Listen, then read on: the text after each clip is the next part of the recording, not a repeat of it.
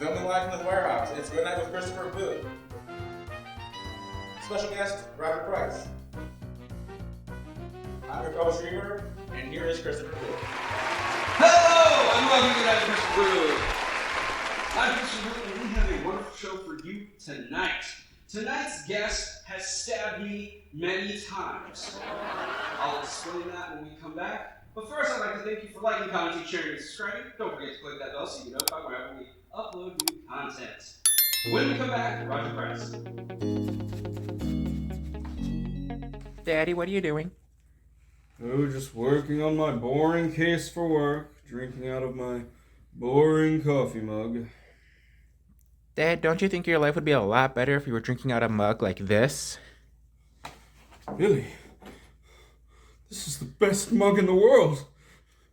You are not my favorite child. I was literally considering sending you off to boarding school. But now I'm actually going to put you in my will. Billy, thank you. Yay! Become your parents' favorite child by getting them Good Night with Christopher Blue merch. Link in the description. Welcome back. Tonight's guest knows his way around a needle. Please put your hands together for Roger Price.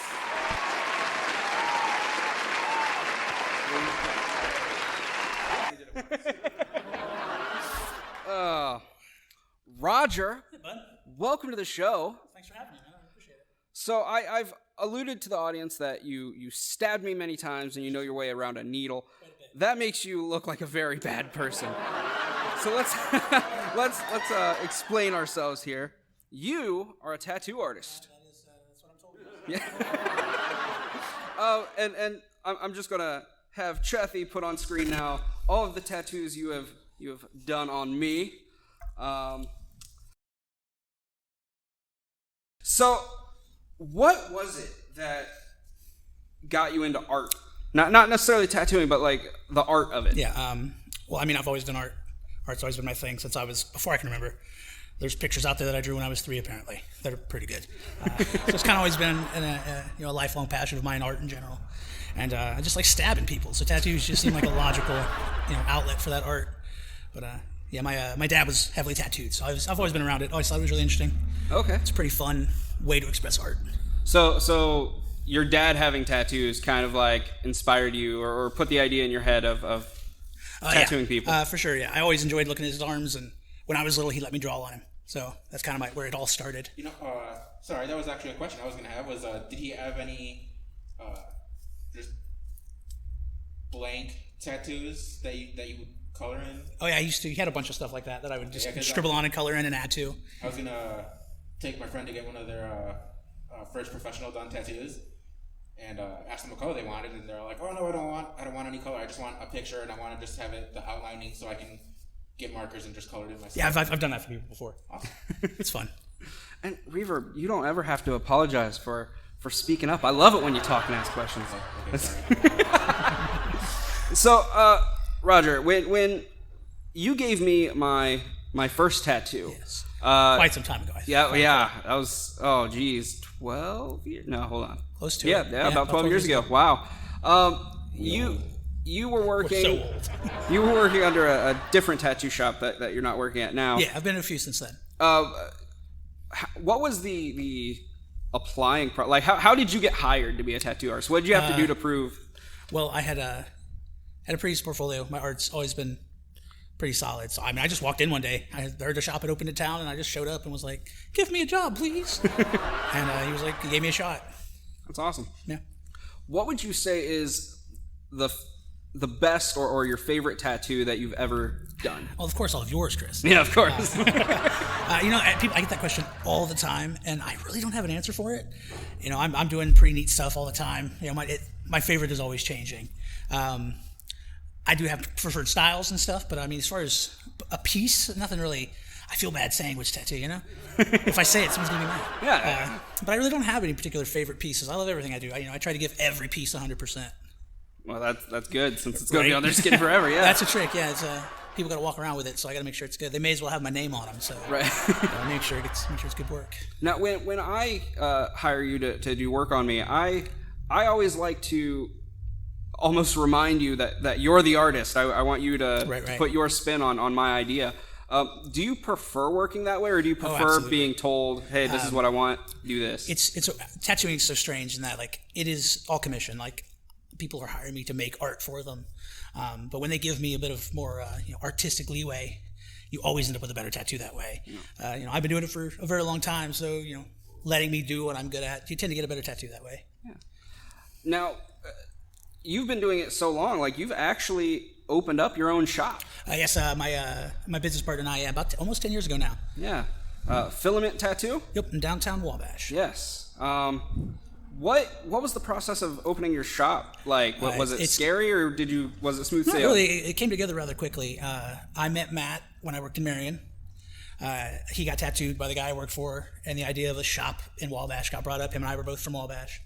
And we met at Modoc's one day to discuss it, and we were open 15 days later. Wow. So we found a place, got everything going.